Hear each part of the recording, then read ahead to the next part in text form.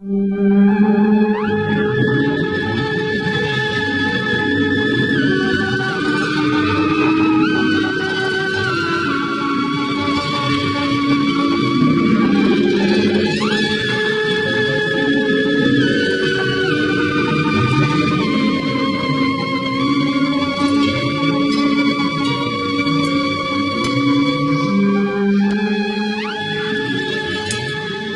happy Halloween, everybody. I think we're a little more normal this Halloween than last. I know we're taking my daughter out trick-or-treating with her friends, so everybody's going to be feeling a little bit more back to the zone of regular Halloween.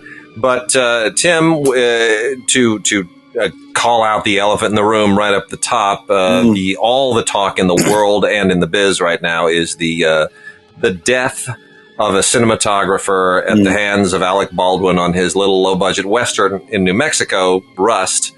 Yeah.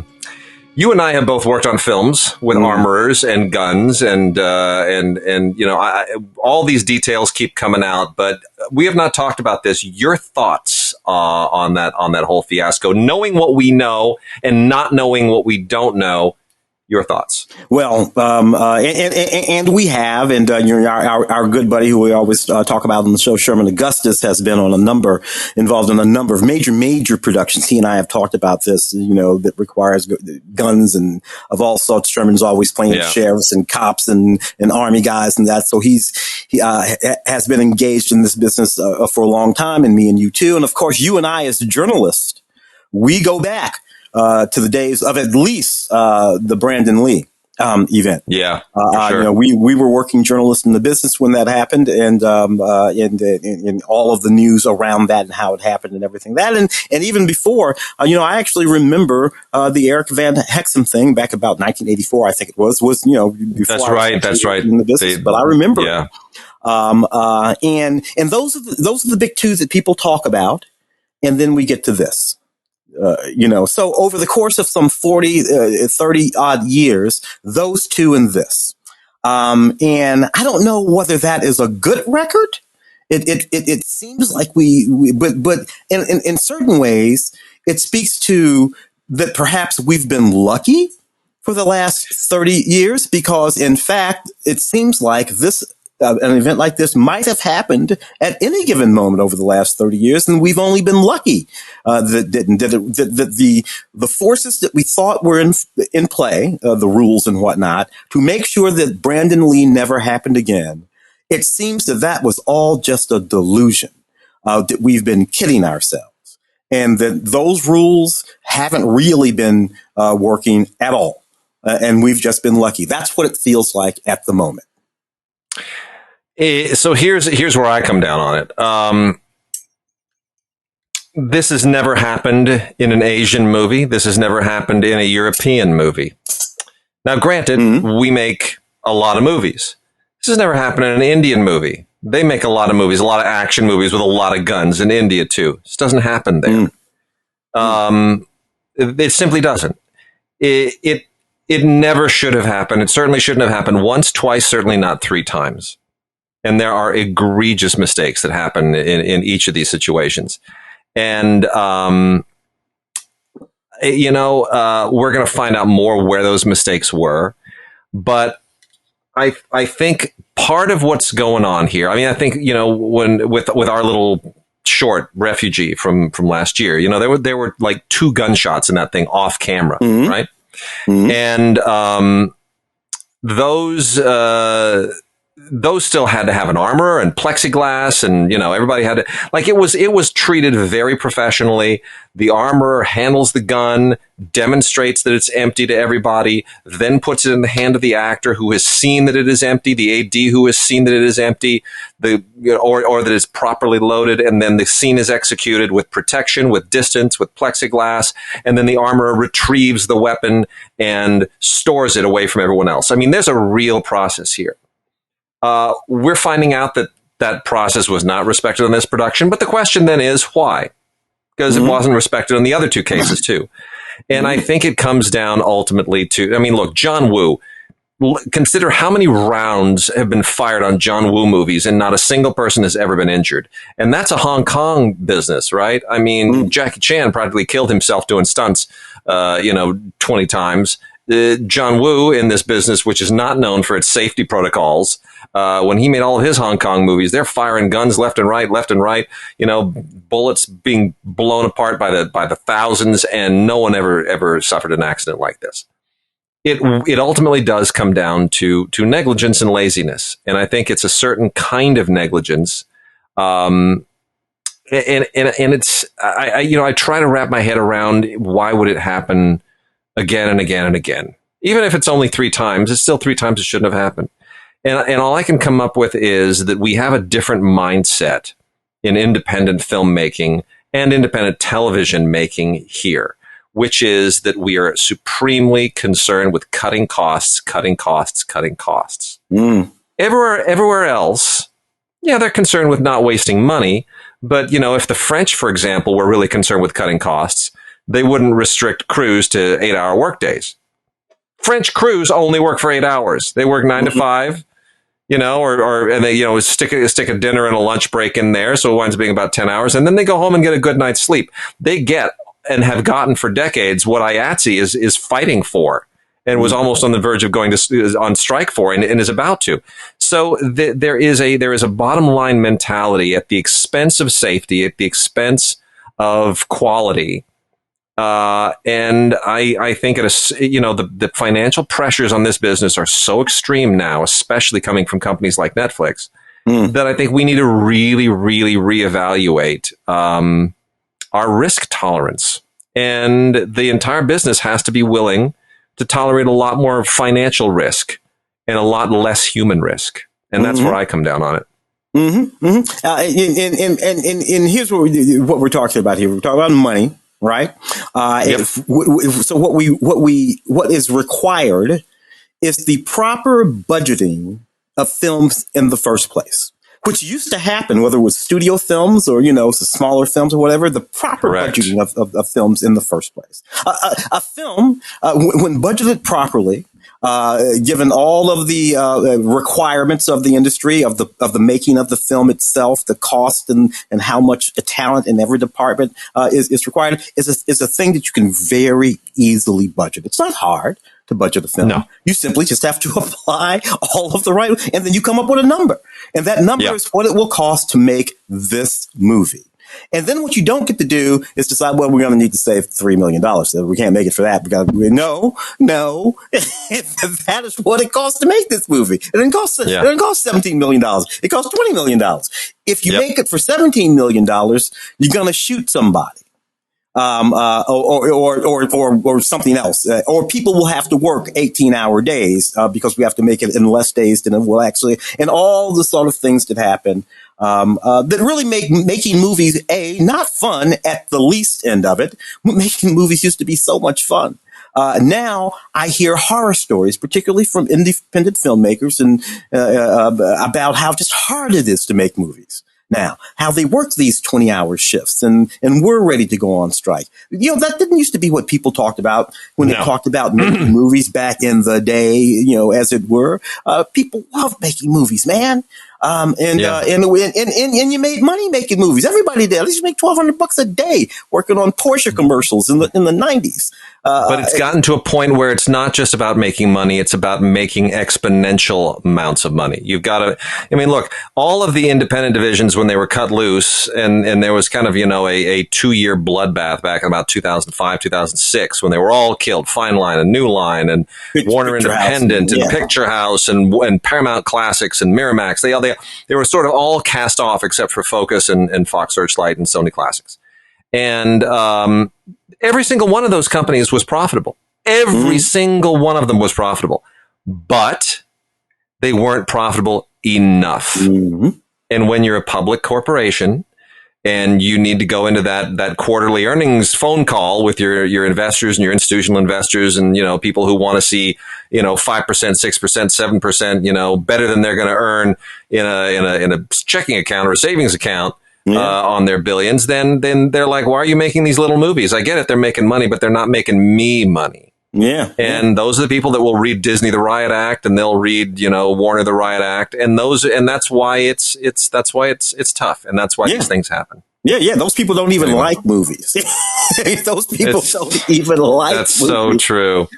Well, anyway, we started talking about the whole Alec Baldwin shooting events. That's where that whole tirade sort of began and ended on, frankly, money, which I think is where this investigation is going to land us. There is a thing, though, that people have not been talking about, and I know that there's still investigations going on, but Sherman and I talked about this.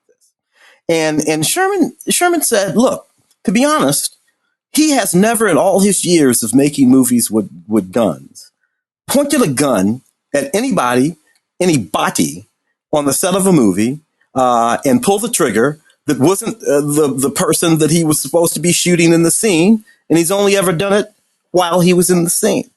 If you understand what I mean, if Sherman has pointed a gun at a person and pulled the trigger in a movie, it's because they were shooting the scene, and that's the thing he was supposed to be doing.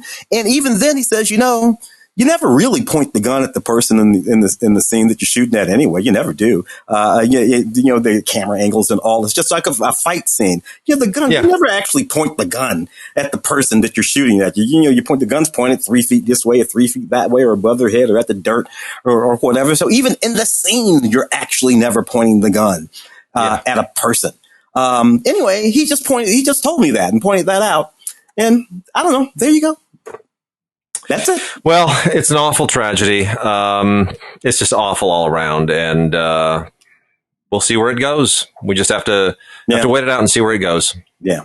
Well, let's get into Halloween stuff. Right off the top, I want to make mention to everybody of this amazing book that is now out. Guillermo del Toro, the iconic filmmaker, and his work.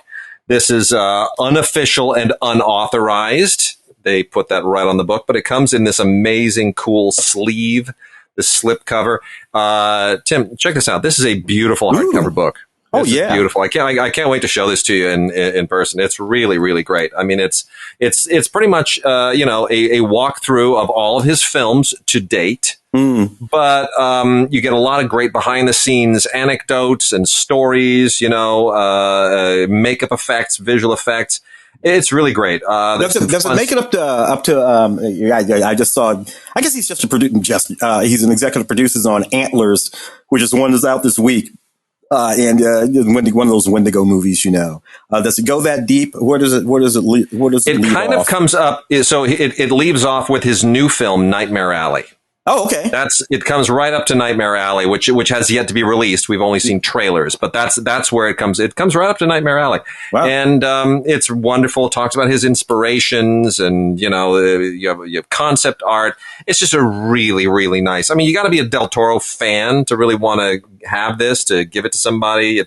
But man, what if you are a Del Toro fan? It's just great. Now, again, as someone who collected Kubrick books by the gallon once upon a time, I will tell you, when it's a working filmmaker, I wound up like, damn it, I've got to upgrade all these books because they don't include Full Metal Jacket, and then they didn't. Then I upgraded them, and then they didn't include Eyes Wide Shut. At a certain point, you just sort of have to say, I'm going to wait till he's dead. But Guillermo's going to be around for a little while, so it's the trade off. That's the trade off. When a new film comes out, it's obsolete. But there it is. Anyway, let's start off here. Let's talk about the 4K stuff. We got some great 4K stuff. I Spit on Your Grave is out in 4K, if anybody can believe that.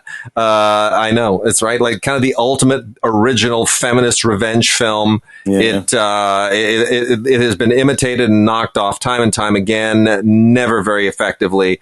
This is just the one that did it first. It's the one that did it right. It's still a hell of a film. It's a great exploitation film. It just doesn't pull its punches.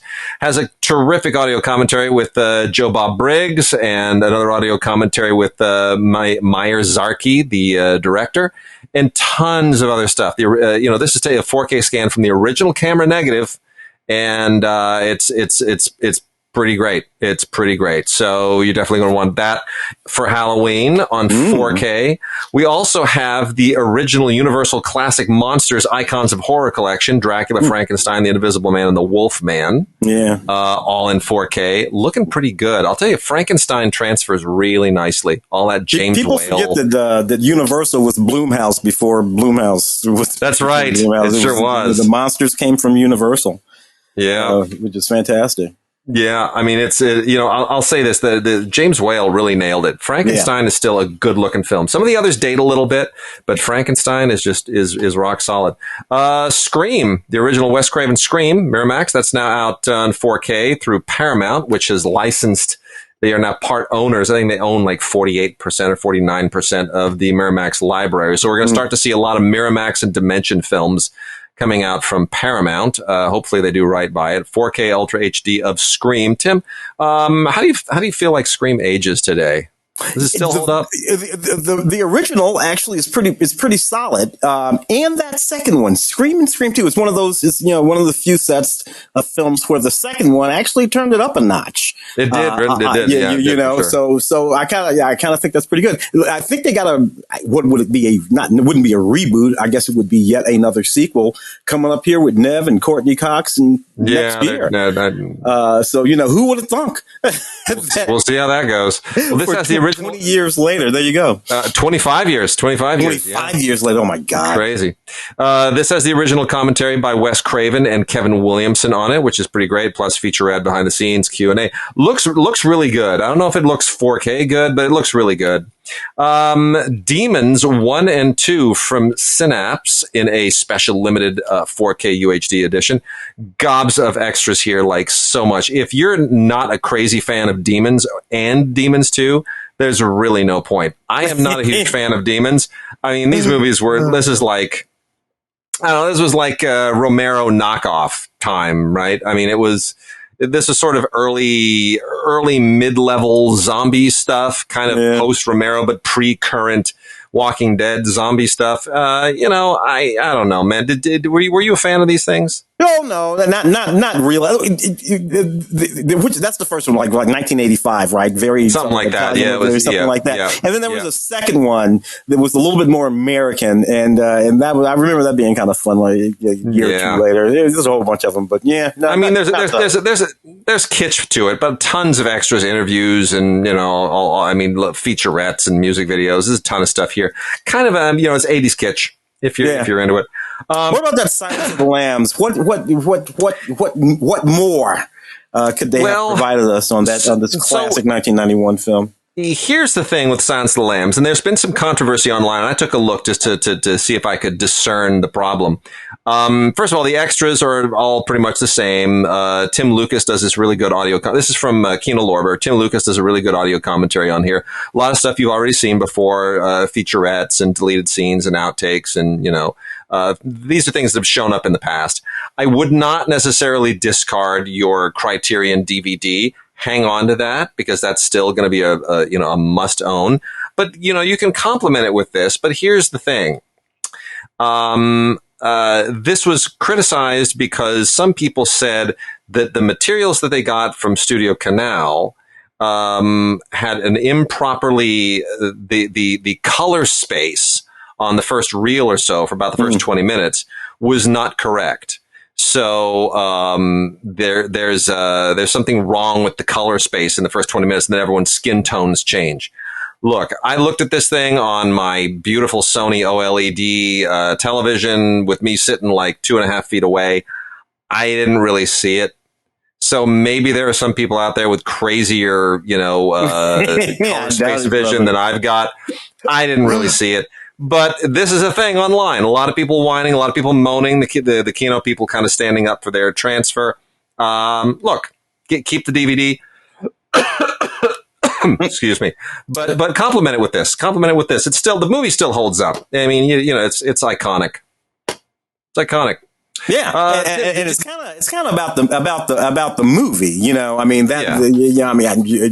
Jody was already a movie star at the time, certainly, but it's still nevertheless this film that sort of is fixed in place, that's quintessentially her. There's a TV series now based on it. Yeah, not to mention Hannibal, unless there was a Hannibal TV series and all the sort of intervening movies. And even that one little moment where I guess it was Julianne Moore who took over the character. I guess she took over the character for Hannibal. Right? Yes, she did. That's right. She sure did.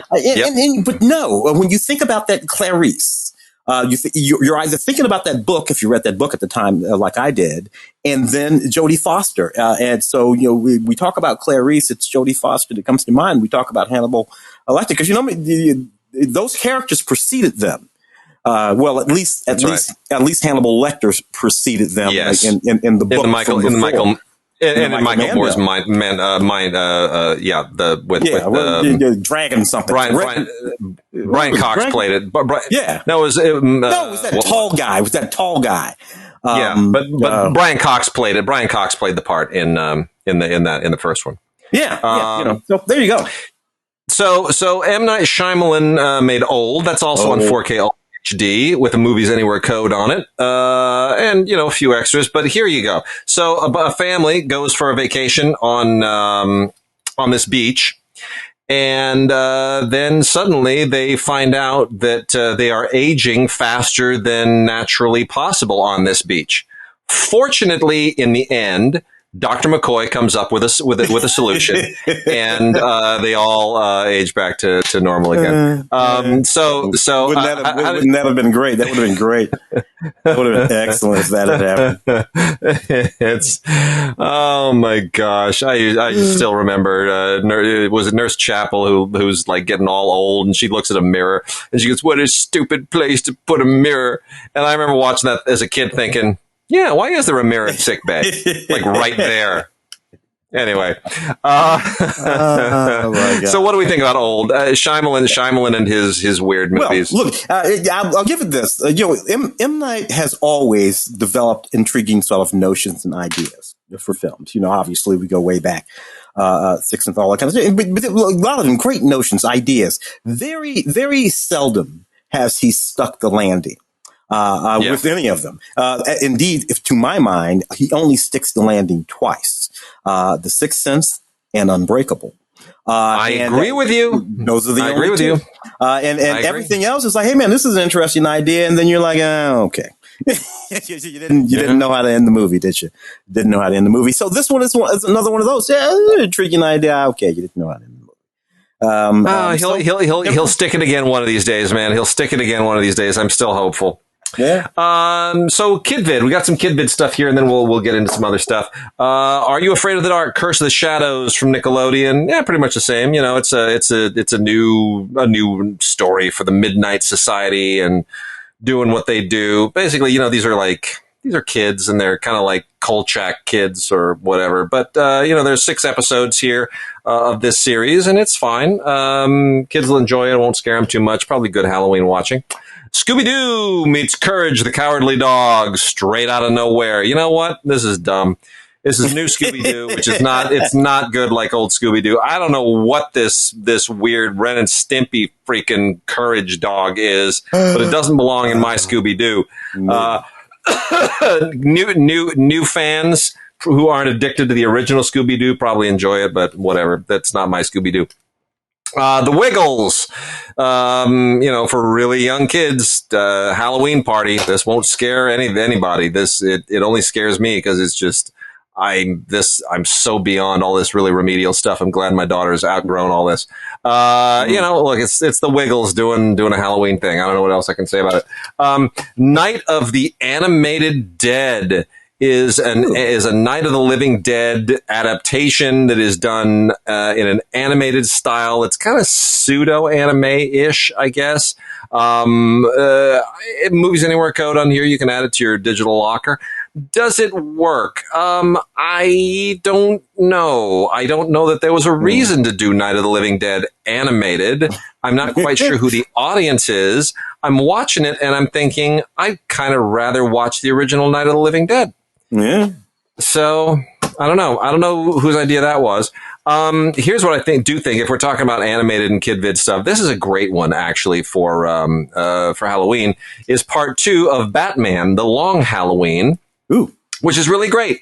It's good, solid animation, great artwork. Batman has always had kind of a Halloween vibe anyway, and they pick all the right villains to kind of pump that up. Scarecrow and Leprechaun and they really kind of pump that up. A lot of Arkham Asylum crazies running mad. Really solid. If you got the first half, add this one and make a Halloween of it. And then lastly, this is cute. Little Vampire. Little Monsters, Big Adventures. Not scary in the least, but really fun animation. This is French animation, and that tells you everything. This is about a little vampire who's never really grown up. For centuries, he's only been 10 years old. And if we could hear our audience right now, I think I think the whole audience would go, "Aw," all at the same time. So anyway, this is just about a little vampire kid who just wants to grow up, and his parents won't let him leave, and it's projecting all of those kinds of little kid anxieties onto just a little vampire for Halloween. It's done really, really fun. It's very, very sweet, and it's you can listen to it in the original French, and it's even cuter. That's crazy. All right, and that's on Blu-ray and DVD. Yeah. So let's step up something else. I dipped down into the cult, because Halloween. Yeah. And plucked out some, mostly just because I love their titles. So I plucked out Night of the Bloody Apes, 1969. Yes. Which is dig the scene that's happening in this film in 1969. A guy has to save his son's life, so the kid needs a heart transplant, so he gives them a gorilla heart. I'm like, I don't think that's gonna work out. Anything interesting coming along with any of these titles down here in the cult films? Yeah, there's a ton of great bonus features on that one actually, and it's fun gore. It's good gore from VCI. There's a great commentary track by Travis Crawford, who is kind of an expert in the genre, writes for a lot of different magazines and whatnot. There's a video essay, and it gives you a real good genre context. I love the half man, half beast, all horror. The taglines are great. We also have a bunch of stuff from Severin. Severin's good genre title company. A lot of good genre stuff. They've got Cannibal Man, which is so gloriously cheesy and gory. It's just it's hilarious. I mean, it's basically a Psycho movie. A guy goes completely nuts. But it's got the artwork is great. It's just absolutely great. So Tim, there's the artwork. You see that? It's a guy with a cleaver right into his head. You could never put that on Isn't that just sick? Hell yeah. That's perfect Halloween stuff. You can't even do that in the actual movie. No, you can't. We got I Spit on Your Grave again on Blu-ray, as well as the sequel, which a lot of people didn't know existed. I Spit on Your Grave, Deja Vu. Same director, Miyazaki, which is not very good. Really has no reason to exist. But because there was renewed interest in the original, they went and did. Just 3 years ago, they did another one. I Spit on Your Grave, Deja Vu. I don't know what Zarki's been doing since, but clearly he's still around and willing to do it. A lot of animal themed stuff in here. We've got Day of the Animals. Oh yeah, which is the two films. Grizzly is the original one. Day of the Animals is the sequel. But Grizzly is just basically, it's not that scary. It's a, fighting grizzly bear movie. It's like Jaws with bear. Day of the Animals really, really steps it up. And these are also both from Severin on Blu-ray. Day of the Animals steps it up. It kind of does. It's sort of like what Aliens was to Alien. That's what this is to Grizzly. It multiplies everything. And it's really cheesy. It sort of realizes that it doesn't need to play it that straight, that it can go a little bit more for camp, and it's really fun. And what a cast. What a great cast. I mean, Tim, come on. This is our generation here. Linda Day George, Richard Jekyll, Leslie Nielsen, right? Michael Ansara, Andrew Stevens. Come on. That's Michael Ansara from Star Trek. Michael Ansara, who was married to Jeannie. Married to Barbara Eden, Michael Ansara. Oh, fantastic. And then the last two Severins here, Skinned Deep, not Skin Deep, but Skinned Deep, and Born for Hell. These are kind of, both middling, I guess. I guess Born for Hell might be the better one. This is a French-Canadian film from the mid-'70s. It has there were a lot of these films about guys coming back from Nam in the 70s. Yeah. You're buried inside all kinds of other genres back then. Yeah. I mean, this is, French-Canadian exploitation cinema is interesting. It is legitimately a thing. And I think this kind of feels a little bit like it's taken off from Taxi Driver. Like it wants to be a gorier, bloodier Taxi Driver with less budget. But anyway, that's Born for Hell from director Denis Héroux. And then Skin to Deep, well, I mean, what can I tell you? This is like, this was made probably like not quite 20 years ago, early 2000s. Yeah. I mean, it's gory. It's got Forey Ackerman, who was, of course, in our Schlock documentary before he passed. God bless him. He shows up in a cameo in this. You could get him for a cameo in any damn thing. Yeah. I don't know. This is just it just feels sort of needlessly freakish for no particularly good reason. But it's Halloween. If you're not going to watch it on Halloween, when are you going to watch it? Trauma films. We got Night Beast and Honor Killing. Tim, is Halloween a good time to watch a trauma film, do you think? Well, look, Night Beast. Look, I love the sort of description that they give. It's very short and to the point and absolutely true. A creature from outer space lands in a small town and starts killing people. That's it. It's like, what's going on? That's it. That's exactly what happens in this movie. It's an ugly creature and classically practical in the way that all trauma films are. People in ugly masks, terrible makeup effects. Yeah.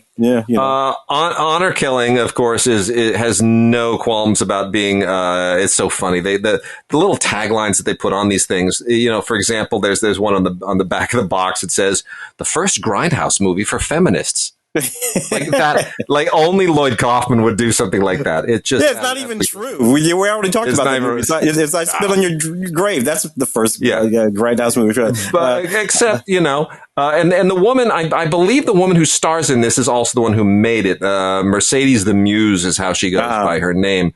Anyway, she directed it. She stars in it. We don't really know her complete real name, but this is basically. This is basically I Spit on Your Grave with a woman who is effectively wearing a hijab. That's all I'm going to tell you about it. And it's got some weird trauma edges to it that don't make any sense, but they're all pretty funny. I will say that. There's one in this cult stack, One Dark Night. Yeah, and from 1982, and I remember this film. It was straight up.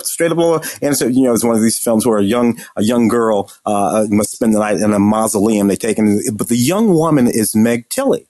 A very young Meg Tilly, and I remember her from this film because Meg Tilly was really this sort of wonderful actress who would go on to be something of a movie star for some time, for years to come. There, Meg Tilly's in Jennifer Tilly's older sister. Jennifer Tilly's older sister. She's roaming around. What's that movie with all the movie stars? The William Hurt and the Big Chill. That's Tilly, right. Young Meg Tilly roaming around that and Psycho 2 and a bunch of other things. And in this movie, not only do you get Meg Tilly, but when you work your way down the list of just folks in the movie, you get Kevin Peter Hall. Kevin Peter Hall was this very, very, very tall African-American actor who was most famous for playing the Predator in the original Predator films. He's the guy in the Predator suit. And every now and again, he would show up in other things. For Larry Carroll, who was a TV anchorman here in Los Angeles when I first got here. Adam West from the old Batman series from the 60s in this movie. So it's just one of those movies where when you roam through the cast, you see all of these people and you're like, oh my God. Anyway, I forgot they were in this movie. I love those kinds of games. Yeah. Mondo Macabro also has three other little kind of pseudo-y, Halloween-y, grindhousey things for us. The one that is most clearly Halloween-y is The Howl of the Devil by legendary exploitation filmmaker Paul Naschy, which, this is I swear people were on drugs when they made this thing. This is this is just one of those. It's an excuse to like, you find a really gothic mansion, and then you have people basically just take their clothes off and brutalize each other. That's kind of it. That's really all that's going on here. This is from 1988. Paul Naschy, of course, Spanish exploitation filmmaker, and there's nothing else going on here. There's just nothing else going on. It's just all in a horrible gothic mansion, lots of nudity and lots of gore. The Frenchman's Garden by Jacinto Molina, kind of in the same general vein. This is also Spanish, also from the 1970s, a few years later. And it's a serial killer movie. It's not much else to say for it. Slightly more legit, and again, also Spanish, but this is from the 80s. This is kind of more of an action film, is Hunting Ground. Again, we're still in I Spit on Your Grave territory here. This is effectively about a female lawyer who is in the I Spit on Your Grave situation, and some guys from the courthouse see her, and they decide to go after her, and she comes back at him. I mean, there's nothing else to tell you. That's what it is. Hunting Ground, all good Spanish horror. Jungle Trap, Tim. Have you ever heard of Jungle Trap? This is also it's a double feature with Run Coyote Run. Had you ever heard of Jungle Trap? I don't think I know this one. No, I'm looking it up right now. I had not heard of this either. So Jungle Trap is from 1990, and it was finished in 2016.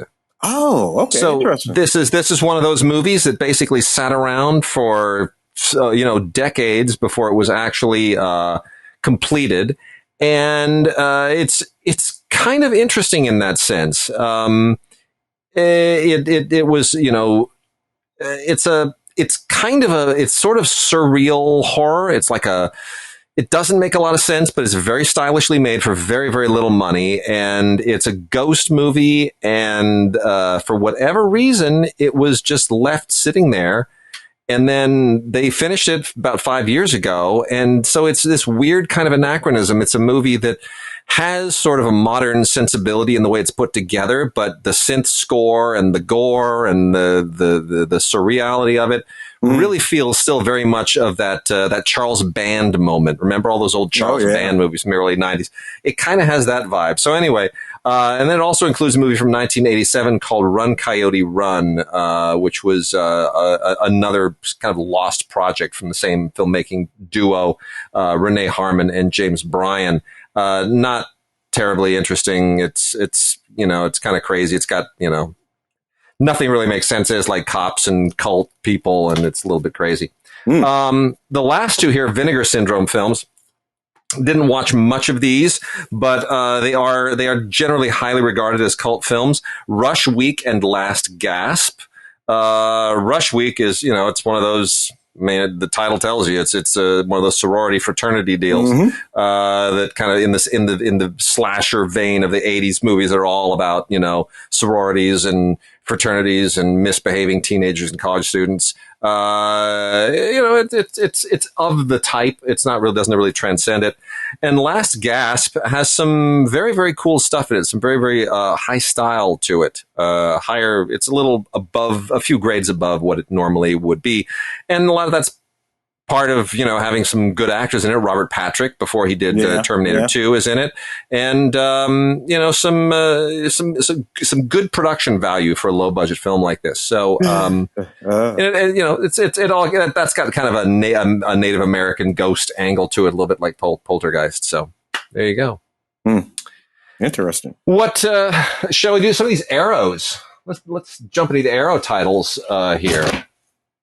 All right, including let's see, the Deep Red, which is Dario, of course. Doing what he does in the giallo vein. I don't know what comes if you have it handy there. What anything interesting that comes? So I would have put this in the 4K pile because it's 4K, but it's also Arrow. So we decided to leave it with the Arrow titles. I am not a Dario Argento fan. But that said, this is an awfully good looking movie. They did a really, really great job with the 4K transfer. This includes both versions of it, the original 127-minute Italian version and the 105-minute international version. Both transferred from superb elements. Both look absolutely beautiful. They are terrific in the 4K transfer. Really, really very, very rich. Dolby Vision on here is just absolutely to die for. HDR10 is the way the color space works out. It's really, really sharp. It's beautiful. Dario's films, if nothing else, they are good looking. They're really, really well photographed. Lots of rich blacks and colors and good contrast. There's a new audio commentary on here by Troy Howarth and Nathaniel Thompson that is, I think, probably interesting. There's an archival audio commentary by Thomas Rostock, who's an Argento expert. If you're an Argento fan or a fan of the movie, it'll be hugely interesting. The collector's booklet I found much more interesting, actually, than the film. I like looking at the booklet. So there's always that. But yeah, I mean, it's is Deep Red the ultimate Giallo movie, as they say in the notes? I don't know. It's kind of a standard Argento movie. No, Suspiria. Yeah, there you go. Suspiria, right? That's the ultimate. Yes, I see this Katzman a box set there. Sam, oh man, is a less well known sort of schlock producer of horror movies, all kinds of movies, really. Out of the 30s and 40s and 50s, not quite as well known as some of the other guys that we talk about, Arkoff and others. But he was one of those guys from that period. He was. And, it's funny. So I was hoping, I'll just divulge this. I was really hoping to have an interview for this show. Ah. So a friend of mine is Ferdy Grofé Jr. Ferdy Grofé Jr. is the son of the great composer Ferdy Grofé, who was like a contemporary of Aaron Copland. That wrote a lot of the same kind of stuff. These wonderful Western suites. You would totally know his music. Famous American composer. So his son, Ferdy Grofé Jr., was a very successful kind of low-budget independent filmmaker in the late 60s, early 70s. Made some great movies like Day of the Wolves and shot a lot of independent films in the Philippines, war movies. And Ferdy, who's a real character, and he's still kicking around, and he is no spring chicken. But Ferdy started as, and he will tell you this, an idea man for Sam Katzman. Oh. Ferdy is an amazing raconteur. And when I first met Ferdy, I sat at lunch with him for 3 hours, and it was just story after story after story. And I was hoping to get him on the phone and, talk to him for half an hour and let him spin some of his tales. Have not been able to do so, but he's older. I'm cutting him a lot of slack here. We'll get him one of these days. But he would tell these amazing stories about doing stuff for Sam Katzman, and it was very much an Arkoff kind of a thing. You're just spitballing all day and every day and just shooting things around, and it's a great kind of an education for a young filmmaker. Because all you're doing is coming up with ideas, and Katzman is either shooting you down or pumping you up or kind of giving you the business on, well, we could do it, but if we don't, we might need to, and it's, too expensive, hone it down. What if we reset it? What if we, how this many people in this place, and so you sort of learn how to hone your ideas based on the practicalities at hand. In any case, Sam made a lot of just crazy movies, and Sam made a lot of movies. Period. I'm looking at his Tons. Sam produced 239 movies between 1933 and 1972. He died in 1973, so he was working right up to the end. His very first movie as an executive producer, his private secretary had in it among the co-stars a ridiculously young John Wayne. So he was in the thick of it right from the beginning. Directed a handful of films in the 30s, but mostly he was a producer and the kind of guy that you just described. Pitch it to me, kid. That's it. Pitch it to me, kid. So these are the Cold War creatures, 4 films from Sam Katzman. And again, he made a ton of movies, but these are 4 that are really, really very, very typical of his oeuvre, his body of work. Creature with the Atom Brain, The Werewolf, Zombies of Moratau, and The Giant Claw. And I got to tell you, man, The Giant Claw is such a hoot. It is such a hoot. And there's some great extras on here, stuff that kind of analogize this to the Cold War paranoia that is symbolically represented in these films. And there's some really, really fun stuff. The Werewolf, probably the least interesting of them, because it is really just a werewolf movie. But it's a lot of fun. It's a lot of fun. All the extras are great, and it's a great education in this too little. I mean, we say too little about Sam Katzman. People need to talk more about him. So it's a real education in a very important filmmaker's body of work. Yeah. He's as important as William Castle. We always talk about William Castle. Yes. Particularly this time easily of year. as important. You know, William used to go out and do all kind of wacky things, putting buzzers in chairs and all of that. But no, Sam Katzman, right up there with William Castle. And then we've also got a box set. He came from the swamp, the William Greffe collection. So, you know, this is, he was otherwise known as William Wild Bill Greffe. And this is a guy who basically was a regional filmmaker in the Everglades. He was a Florida schlockmeister, and he made exploitation movies in Florida. And this is his Everglade, you know, swamp collection.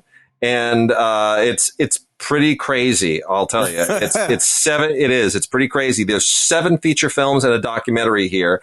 There's stuff like The Naked Zoo, Death Curse of Tartu, The Psychedelic Priest. I mean, there's no, honestly, and and I would say, I rarely say this, but if you're going to watch any of these, you need to watch the documentary, They Came from the Swamp first. That's the one you need to watch first, because it will tell you who Greffe was, how he made his movies, why they're important. There are great clips in it. And then when you go to these movies, because look, honestly, it's not like you don't know what the end is. It's not like there's a surprising ending to any of these movies, but then you will be able to sort of watch it with this appreciation for, you know, how this very, very low budget regional guy, I mean, the Everglades, who sits in the Everglades and says, I'm going to make movies here and only here. Yeah. But even he managed to play among, the cast members of some of his films include Rita Hayworth. So you'll see her pop on Richard Jekyll. Older Rita Hayworth, yeah. You know, doing these kind of movies at that point in her life. But that's a thing that he would do. And he does it over and over again. These sort of once were great stars popping up in these sort of schlocky movies that he would make. So, yeah, Bill Greffe. So, Tim, we got another 4K from Arrow here. Children of the Corn, the original Children of the Corn, Stephen King, Children of the Corn.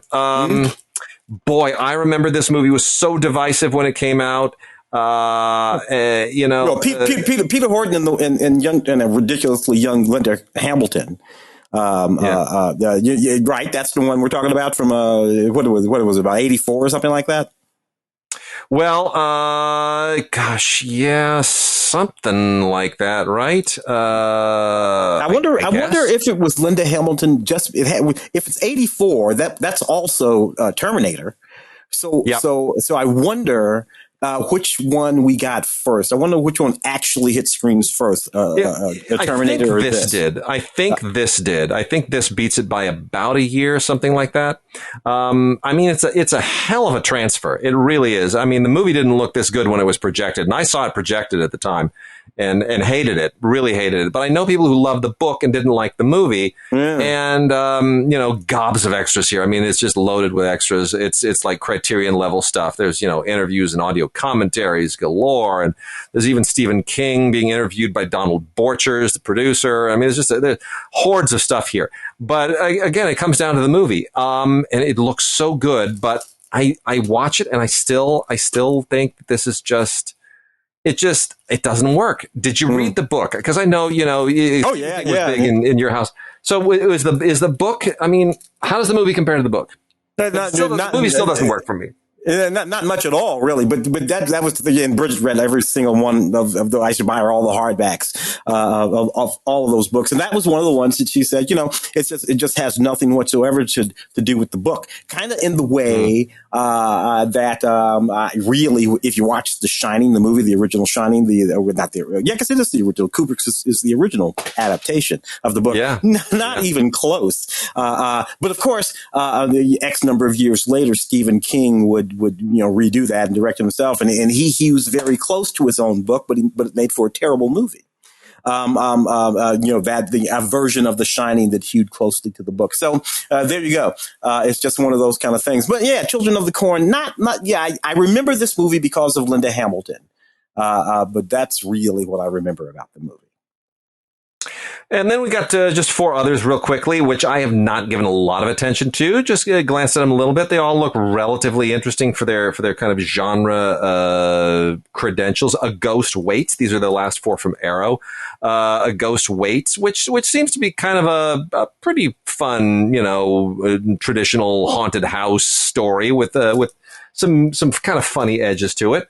A slasher serial killer movie called Death Screams, which doesn't really seem to do much that other movies haven't done, but it that's also from Arrow, so it must have some kind of a profile. Which threshold is that? In that little group down there, does it happen to be the old one with Donald Sutherland? Which one? Death Screams? Threshold. Oh, Threshold. Yeah, Threshold. Which one is it? Threshold. There are 1,000 movies called Threshold. I was just wondering if it's the Donald Sutherland one. This is, let me see, because I did not actually watch any of this one. This was the one that I did not get to. This is from Powell Robinson and Patrick R. Young, who made a movie called Bastard in 2015.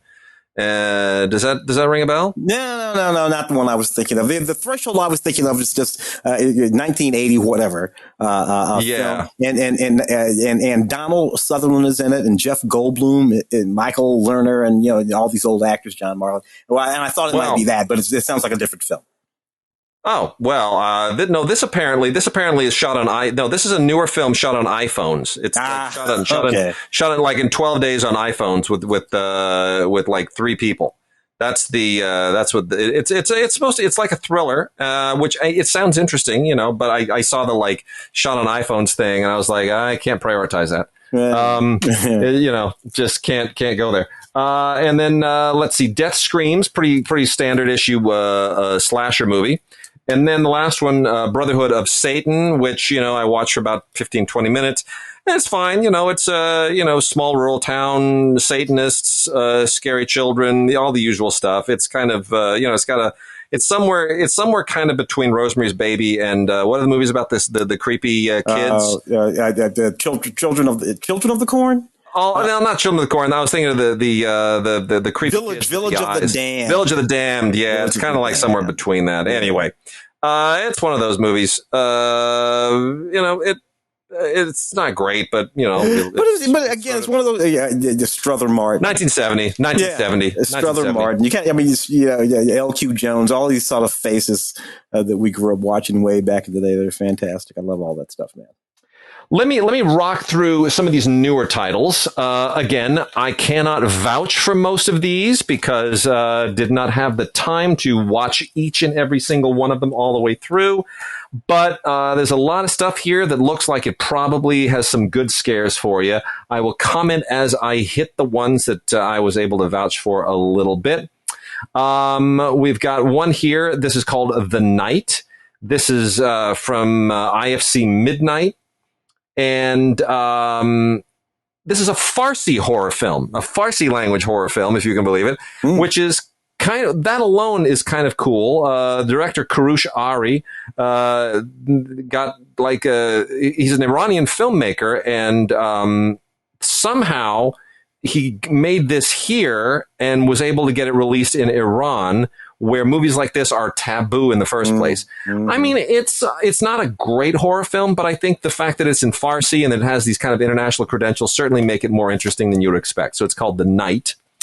We've also got one called Initiation, which is, it's got yet another, it's a unit Pledge Week, right? It's another horror, sorority, fraternity deal. And, there's like a murderer and it's got, the usual, Initiation, Pledge Week, Initiation, Rush. They're all kind of the same. Yeah. Another one here called Kindred by Joe Marcantonio. Relatively good cast in this one. Acting is pretty good. It's an obsession movie. Hallucinations, a little bit of Rosemary's Baby stuff going on. I mean, I watched a few minutes. It seemed compelling. I might get back to it. Let's talk about The Conjuring 3. Tim, how do we feel about the third installment of The Conjuring? Well, that first movie, 2013 or so, I actually deeply appreciated that movie. I did too. I did too. And, so good stuff. Particularly you had these sort of like actors with some gravitas in them, your Patrick Wilson and Vera Farmiga and all that kind of stuff. By the time you get to The Conjuring 3, I think I'm kind of all conjured out. I am too. There you go. Yeah, with all I am that kind too. of stuff. But that's true with a lot of these movies. We're working on like the 7th Paranormal Activity movie, dude. I know. Well, the thing here is that come on. They still are trying to find the real stories of Ed and Lorraine Warren and turn them into movies. And the actual incident that this one is based on is nothing transpired even remotely like what happens in this movie. I mean, it's so loosely based on. Yeah. So they're really stretching now. I gotta say, I still kind of enjoy these movies from an acting standpoint, but this one jumps the shark. It really does. Yeah. So I'm kind of hoping that this is the last one. Also comes with the Movies Anywhere code, but the Conjuring 3 kind of jumps the shark. Yeah. History in the Dark by Umberto Lenzi. It is what it is.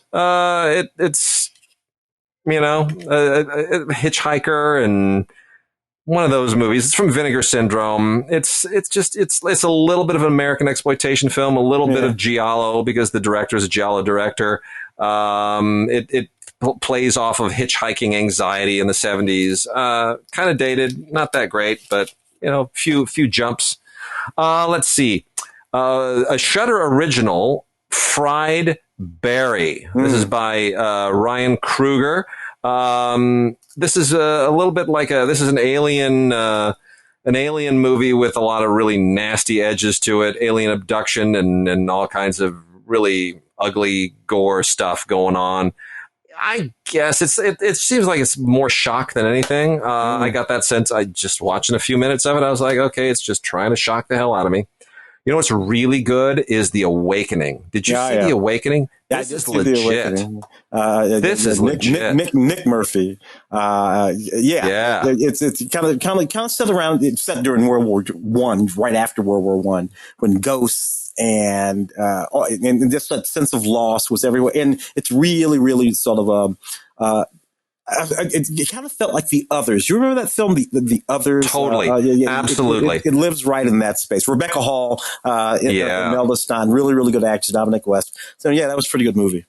Yeah, I like this a lot. I think it's creepy and eerie and it's beautifully shot. Really good. That's from Cohen.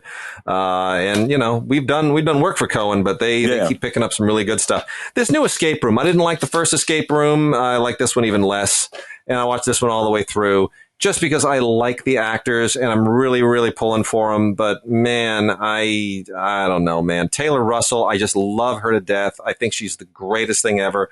I can't get enough of her on Lost in Space. Yeah. But I really hope this is the last of her Escape Room contract films. She needs to move on to something else. This is it's the same thing from the first film. And it's just, the whole Escape Room thing, I could just see them doing like Saw and trying to make 20 of these and locking that poor girl up for the next decade and a half. It's just so obvious. It's just like, it's just so obvious. And I don't want her to be associated with these films. She's too good. No, she is too good. I agree. Dark Stories, a little monster movie here with dolls and a lot of kind of familiar tropes. It's an anthology. It's kind of like a Twilight Zone or an Amazing Stories or one of those old deals. I mean, I guess it's okay. Not brilliant. But there you go. Some of these I just can't say anything about them. Room 9. You'll never stay anywhere else. That's all I'm going to say about that one.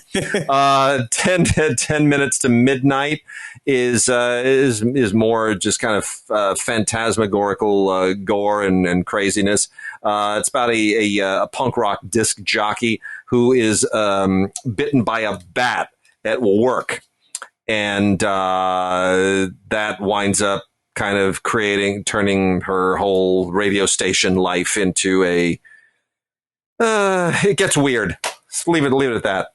Funhouse. A movie called Really? Funhouse. You know it's not going to be fun. You know it's going to be all a out lot of torture. a lot of these have to do with putting a bunch of people in a room or a place They're or Saw. wherever they are. It's Saw. They're also, and then we're just going to mess them up, and there it is. It's a lot of that. It's just Saw. That's exactly what it is. It's Saw. Basically, it's Saw. It's a lowbrow Saw. Nothing else. Nothing really worth paying attention to with that one. But if you like the genre, go for it. Knock yourself out. Let's see, Jurassic Hunt. That's all about, got a whole dinosaur vibe to it, lowbrow dinosaur vibe, kind of on the Corman level. Mm. Queen of Spades gets a little bit satanic, and it's kind of more Candymanish. You can summon up. Yeah, that's it. It's monsters being summoned or demons being summoned through rituals and whatnot. Dark Spell. That's more ghosts and people who the other when you're separated from the other world. It's that whole deal. Yeah, I can't give you much more detail on that one. Only saw the beginning of it. Didn't seem that interesting. Japanese film here that I thought was actually very interesting from director Takashi Shimizu, who has been a kind of a central figure in J-horror. Howling Village. Thought this was very interesting. I've gotten a little bit tired of J-horror, to be honest, kind of burned out on it. But this one kind of, I was like, okay, maybe I should kind of revisit the genre again at some point. This is about a psychologist, a female psychologist, whose brother winds up MIA, and she goes to her search for him takes her to this place that's known as the Howling Village. And she winds up obviously getting more than she bargained for. But it is quite interesting. The style is very sharp. The scares don't come the way that you would expect them to. They really come kind of unexpectedly and in unusual ways and unusual times. That was a very, very smart film. Kind of alludes to that forest in Japan where people often go and that's right. Yeah, which doesn't really mean anything to us culturally, but yeah. Great White, big shark. What do you want? Jaws Redux. The Old Ways. That's a possession movie. Mm-hmm. Bad Candy, I didn't watch any of because they wanted it too badly. Bad Candy showed up. Seriously, Bad Candy showed up in a big old box with like a lot of spray painted crap that got my hands dirty, and I had to clean it up off the counter after I opened it. And it came with like a bunch of candy in it, which also had spray painted red crap all over it. And the whole thing was really messy. I'm not going to eat this. I'm not going to eat this. I have to wash my hands, and I'm really kind of pissed off that you wanted to review that badly. This is from Dread. It's got Zach Galligan in it, which is a plus, but there was no way I was going to watch this. It all takes place in New Salem on Halloween, and it's about a bunch of radio DJs and dealing with the myths of the town, and I guess there's some ghosts or something. But my hands got dirty, so I didn't watch it. Seriously, I was really unhappy. It's like I had this red crap all over my hands. The box blew up in my hands, and I had to vacuum up stuff. It was terrible. I hate it when they do that. Red dye number 12. They'll give you candy. Yeah. Another ghost movie called The Vigil. It wants your pain. Didn't watch that one either. And then the last bunch here, I'll just name them real quickly. Lust, which has some guy in a creepy mask. Through the Shadow looks like it's another ghost movie. I Am Toxic. This is like a post-apocalyptic zombie movie. They say it's Mad Max meets The Walking Dead. I'll take their word for it. Alone in the Dark. I remember Alone in the Dark. Oh yeah, I remember Alone in the Dark. Yeah. This was a thing. This was a New Line film from way back. I didn't watch this again, but this is a new Blu-ray of Alone in the Dark, which has Jack Palance in it. And Jack Palance is always good for Donald Pleasance as well. Good. Both of them are really, really good for a little bit of creep. So that's fun. Audio commentary with Jack Shoulder. I might actually watch this one. I might save this one for Halloween. Yeah. Alone in the Dark. And then lastly, the Amityville Moon, which is a werewolf movie that teaches us that all you need to do is put the word Amityville in the title of your movie, and everyone assumes it's horror. I'm thinking that the word amity can't be copyrighted. That must just be a public domain word that people can use in any way that they want. That's what I think. For sure. Oh, man. Tim, let's talk about Kolchak for a second. The Night Stalker. Oh yeah. How influential is the Night Stalker? Well, really, it's almost. Of course, Darren McGavin is playing the Night Stalker in the early 1970s, and that television series is when I first came into contact with that character and that idea. But you can follow a direct line from that series and that character to the X-Files and everything that Mulder is doing in the X-Files. They even sort of pay homage to it as during the original run of the X-Files, and just so many things that we think about now, even some of the goofier things in reality TV and whatnot. But yeah, the Kolchak, the Night Stalker, that's where it all begins, right there, baby.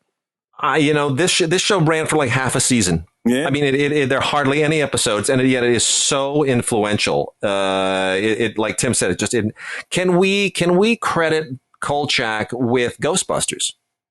Yeah, because John Landis. And I can promise you that John Landis in 1970, whatever the hell it was to that, was unequivocally a devotee.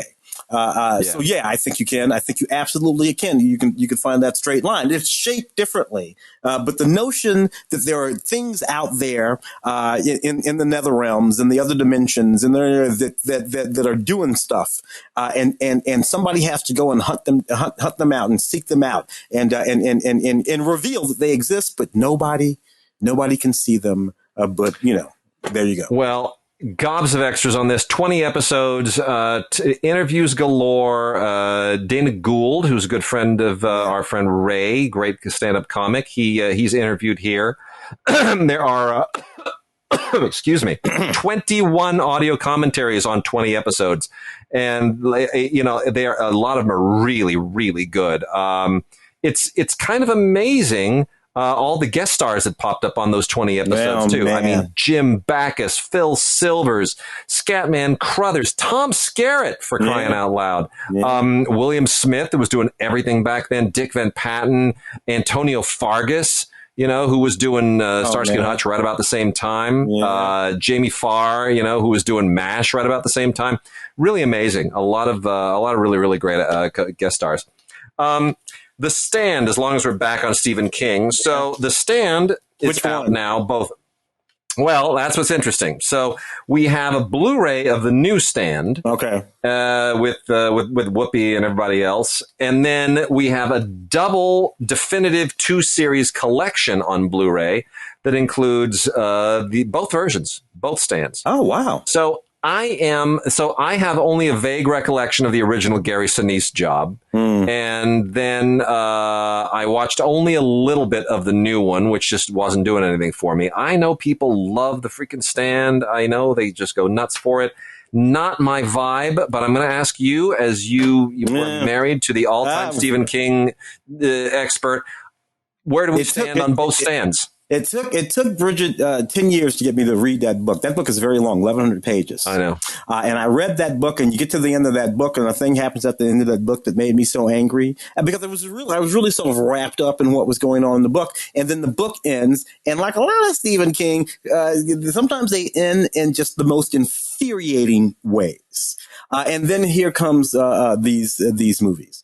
And I got to tell you, the movies are not even as good as the book. But in a way that's really sort of infuriating because, there's a lot that's going on in these movies, and there's a lot of dense story that's being laid out, and all of these sort of characters in this sort of Stephen King sort of way. But if the denouement, if the thing that it's all about isn't absolutely mind-boggling, it just doesn't all add up to anything. So I get it among Stephen King fans that it's this big sort of epic novel that's super duper important, like The Lord of the Rings or whatever. But it's always been really super frustrating for me.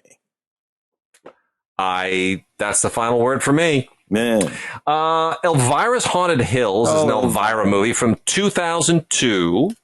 And here's the thing. Cassandra Peterson's still around. She's still kicking hard. Yeah. I love her to death. I love Elvira, even though it's a total ripoff of Vampira. And I would take a chance here to plug our buddy Ray Green's follow-up to our Schlock documentary, Vampira and Me. which is a superb documentary. That's worth watching. But you know what? I really only enjoyed Elvira when she was commenting on crap. When it was like the Mystery Science thing.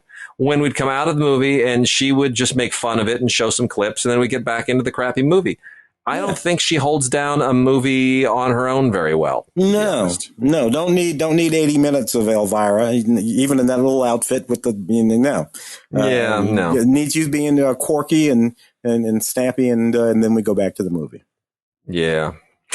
And then also on television here, we got some docs. We've got Dark Shadows and Beyond, the Jonathan Frid story, which is a really, really interesting doc about the Canadian-born actor who played Barnabas Collins on Dark Shadows for 6 years. And, still, I mean, I have every episode of Dark Shadows, and I love it. I think it's just it's the all-time great soap opera. Yeah, people forget that was a soap opera. People forget that was an afternoon with right there with Guiding Light and Days of Our Lives and all of that kind of stuff. And a lot of production value. A lot of production value going back and forth in time, in the past, in the present. It was very ambitious. Dan Curtis really kind of just bit off an enormous amount. And I love the reboot of it with Ben Cross, too. Oh, yeah. Sorry, that only lasted half a season. Yeah.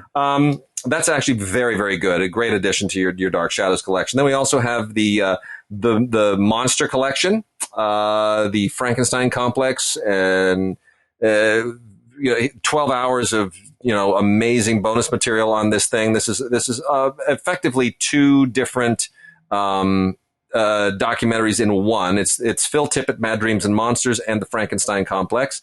Phil Tippett, Mad Dreams and Monsters is all about Phil Tippett, who of course is one of the great creature effects guys of all time. And the Frankenstein complex looks at all the other guys who do, monster makeup and all that kind of stuff. So that's the Monster collection, the Frankenstein complex, and Phil Tippett, Mad Dreams and Monsters, if you're a makeup effects person. And then the last here on the TV end is the PBS documentary Exhumed, A History of Zombies, which is actually quite fun because zombies are actually not just a movie thing. They're a literary thing. There are legends of them. There are reports of real zombies. So this gets into the whole kind of, Haitian one of those zombies.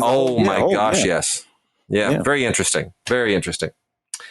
We're getting down to the end here, Tim. I was diddling about in some of the classics because there's some classic horror down in there, including House of Wax. The newer House of Wax, I think this is the one from about 2005 or something like that. And I remember when that film came out because Paris Hilton is in it. And Paris Hilton she was running around with those Kardashians, but she was like the famous one at the time. At that particular period with all this kind of people. She came out in this movie, kind of Jean, Colette, Sarah, and all this kind of got beat up a little bit. Oddly, because I've seen this not too terribly long ago. I don't know why, but you know what? Paris Hilton wasn't bad in this film. She was actually pretty good in this film. She's not bad in any. She leans into her persona. Yeah. She's fine. She's fine. Yeah, absolutely. And I completely forgotten that Jared Padalecki, who went on to be in Supernatural. He's one of the brothers. That long running series, Supernatural. Jared Padalecki is in this film, and Chad Michael Murray is in this film. This film had a few people running around, and it was not as bad as we made it out to be at the time. I think it's better when it's not an old movie in 3D. Yeah, that's what I think it is. The Edgar Allan Poe films are really, really interesting, and Kino has booted out pretty much the whole batch of them. Actually, there is Edgar Allan Poe's The Tomb of Ligeia with Vincent Price and Elizabeth Shepard. Then there is The Comedy of Terrors with Vincent Price, Peter Lorre, and Boris Karloff, which is just a blast. Oh, yeah.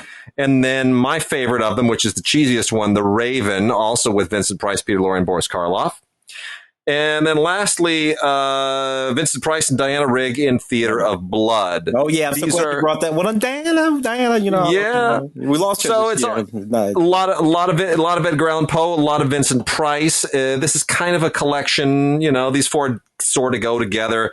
If you had to pick one, and there are gobs of extras on here, audio commentaries galore. Tim Lucas does some great audio commentaries on two of these. There's an interview with Roger Corman on The Raven that is really, really terrific. And as someone who's interviewed Corman, I'll tell you, he's not easy to interview, but when he nails it, he nails it. Great little profile of Richard Matheson. And wonderful audio commentary by Alan Spencer, the screenwriter and producer of Theater of Blood. That's really, really fun, too.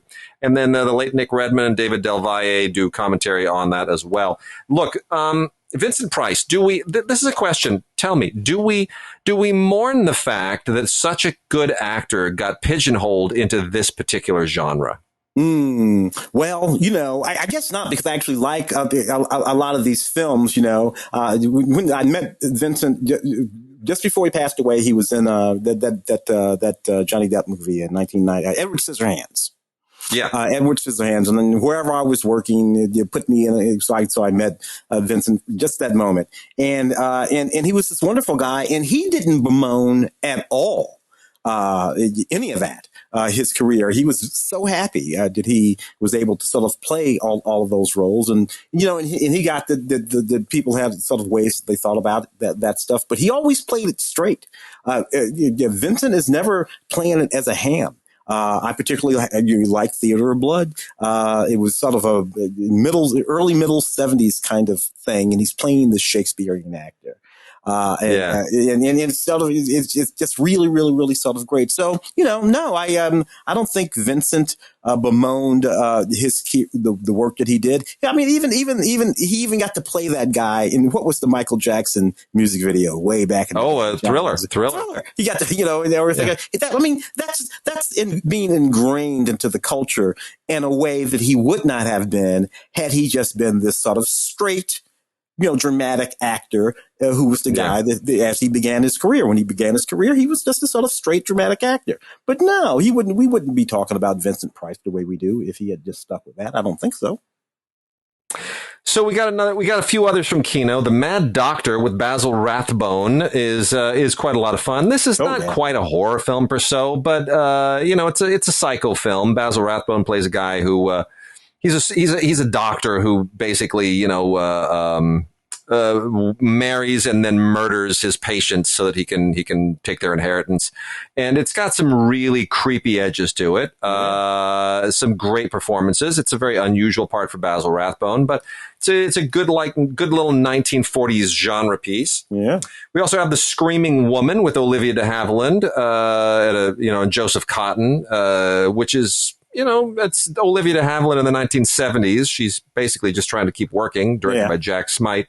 Not great, but it kind of, it's early 70s, so it has that weird kind of creepy Rosemary's Baby vibe going to it, a little Polanski kind of vibe. Mm-hmm. Similar thing from 1973 is Scream Pretty Peggy with Betty Davis getting really long on the tooth and wearing way too much makeup. Yeah. But still, I kind of dig those old gals from back in the day. I know, right? You know what? Not gonna hang it up. Betty Davis. I like that. She would roam around Batman for good. Everything. Not gonna hang it up. I'm still swinging. And so, there's something I kind of appreciate about that. Yeah, and this was made for TV too. You got to keep in mind this was made for TV, and you're like, that's kind of creepy for TV in the early 70s. Yeah. And then from that exact same period, 1972. Also made for TV is The Victim with Elizabeth Montgomery. Who, look, Tim, I don't know about you, but all you need to say to me is there's a movie with Elizabeth Montgomery. Oh, man. That's it. I'm done. Picture, you're talking the 60s and the 70s, and frankly, into the early 80s, forget about it. She was just, oh my God. Her and Barbara Eaton shaped my entire understanding of what I come to believe beautiful or sexy or whatever it is. I agree. Astounding. I agree. Could not agree more. We're tossing a little Marianne there, just to be fair. Yeah. Well, anyway, it's a suspenser, and it all takes place on a single night, and it's just it's a woman in jeopardy movie, but it's Elizabeth Montgomery. Come on, hang it up. It's great. Let's see. Got just a few more here. Let's talk for a second about Friday the 13th. Because we got a Blu-ray set here, 8 movie collection on Blu-ray and digital. which includes remastered versions of the first 4, if that even matters to you about Friday the 13th. But in any case, it's Friday the 13th, 8 movies in one collection. Is there enough difference between these 8 movies for anybody to want to have all 8? Yeah. Like, if you just ran the first movie on a loop, would anyone know the difference? Which movie you're in at any given moment. I don't know. The only thing that I find funny is that Friday the 13th, the final chapter, right? The final chapter. Yeah. That movie came out in 1984. You know what it wasn't? It was not the final chapter. Because they were in 1985, 1986, 1988. Yeah. They just completely ignored the title of the 1984. Well, of course, because the final chapter was followed by A New Beginning. A New Beginning. There we go again. So it was followed by Jason Lives. By the time it gets around to Jason Takes Manhattan, they know it's just a joke. They know it's a joke. They can't take it. They can't take it seriously anymore. But hey, look, I mean, if 8 movies, if you think you can tell the difference, hey, knock yourself out. Go grab it. It's a nice red keep case. All 8 movies. You can put on a loop on Halloween and scare the neighborhood children. Film Detective has a couple of old classics here in special editions, which are both worth a look if you kind of like old-time genre-y movies. Film Detective does a lot of really nice stuff. These are all newly transferred to Blu-ray in 4K from the original 35mm elements. And the first one is The Amazing Mr. X with Tron Bay. Yeah, this is kind of a cool little movie that's not overly well known, but I think it's pretty cool. Turan Bey was a very interesting actor, a Turkish actor who worked in Hollywood, and it's very kind of claustrophobic. And he plays kind of a con man, sort of a medium mystic con man. And naturally, he winds up sort of paying a Faustian price for his indiscretions and lack of ethics. I mean, it's all it's good and moody and in a really cool kind of low budget way. Well, what I love about this movie, I didn't mean to cut you off, but what I love about this movie is that it's an example of how any kind of movie can be insinuated into the film noir style. This is a film noir. That's a great example. That's a great point. Movie. And that's the thing about you can make a noir anything, and this movie is a great example of that. I love that. And then we got Frankenstein's Daughter, which is from the Wade Williams collection of exploitation films, which is one of the largest exploitation libraries of all time. And I'm not quite, Wade Williams just somehow gathered these things together. It's quite impressive. But anyway, it is it's a little bit hard to buy this if you've seen Young Frankenstein. Now, this was made in 1958. Yeah. So it's obviously well before Young Frankenstein, but it's all about a guy named Oliver Frank who is continuing the experiments of his grandfather, Dr. Frankenstein. And once you sell that, you just start seeing Gene Wilder. Like that whole, you just do. You can't sort of start that premise without going all Gene Wilder on it. But that being said, it's fairly faithful in a kind of a low budget 50s grindhouse drive-in way to the Frankenstein lore. And it kind of connects the original Frankenstein films from the 30s to Young Frankenstein in the 1970s. So you got right in the middle, you got this thing, and it's not a Hammer film. It's its own thing. So it's pretty cool. I can give that a recommendation. Wrapping a few things out here. Wes Craven's Deadly Friend. Oh yeah. Had you ever seen this before? Oh yeah. I remember. I'd never seen Deadly Friend. This is from 1986. Did he just kind of tuck this in there between Nightmare on Elm Streets and Hills Only Have Eyes? How did I miss this one? Yeah, I don't know, but it's the kind of thing. The thing about it is, it's a Bruce Joel Rubin screenplay, which is why I know it. Because Bruce Joel Rubin, Ghost and whatever from way back in the day. This is one of his earliest sort of films adapted from a novel. But Bruce wrote the screenplay, and of course it was an early Christy Swanson movie. Christy Swanson, of course, would go on to play the original Buffy the Vampire Slayer in the movie. That's Buffy the Vampire Slayer. So anyway, that's all why it was sort of like bumping around in my head from back in the day. For those two things at least, And I've also got Butcher Baker, Nightmare Maker, with Jimmy McNichol, young Bill Paxton, Bo Svensson. This is from Code Red. It's not bad. We got a couple here from Code Red, which is they distribute through Kino, and they do a lot of great old movies. William Asher, man, that's William Asher there. Yeah, the old boy. Yeah, still kicking around. It's not bad. Because he's another one of those guys we talked about. Katzman, and who? Castle. I mean, it's William Asher. One. Yeah.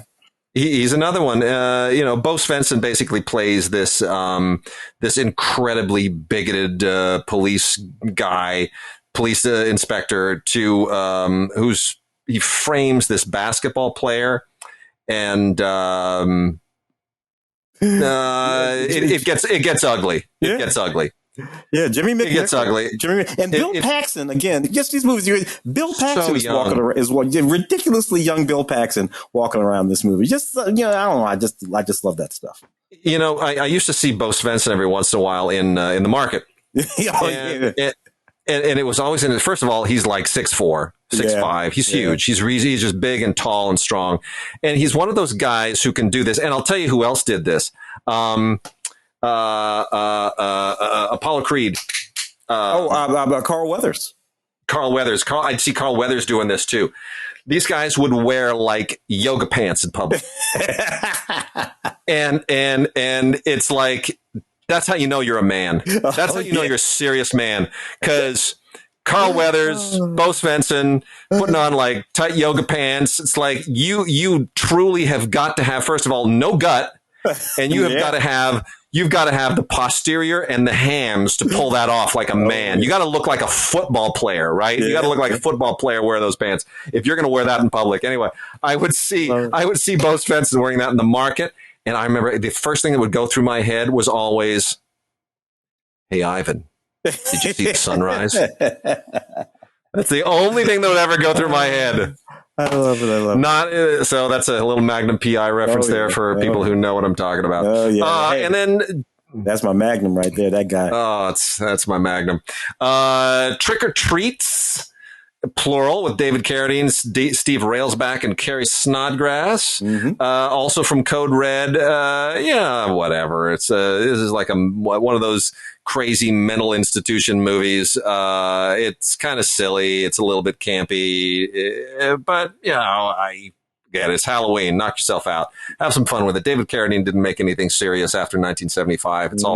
It's all completely until Kill Bill, and then we got until Kill Bill. Yeah, real serious for 2 movies. Look, Paul Bartel shows up in this thing. That tells you how serious it is. It's pretty ridiculous, but it's got an audio commentary that's pretty fun. I will say, Steve Railsback, I also can't watch him in anything because I was an extra on Alligator 2, and I was sitting like 5 feet away when he just could not remember his damn lines. It was unbelievable. By the 15th take, I knew his lines better than he did, and he couldn't remember them. It was unbelievable. Steve was brilliant. What was that movie? The director that one movie that he was absolutely brilliant in. Oh, I can't. He was amazing in The Stuntman. The Stuntman. Stuntman was terrific. The Richard Rush film, with Peter O'Toole. I mean, amazing. That made him. Yeah.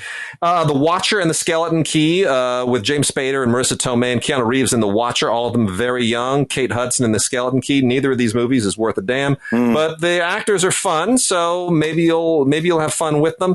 Lastly, Tim, the only two I'm going to really heartily recommend for Halloween, these two. This is my highest recommendation for the week. One is The Silent Hunchback of Notre Dame, starring Lon Chaney. The Incomparable. This is from Kino Lorber on a license from Universal.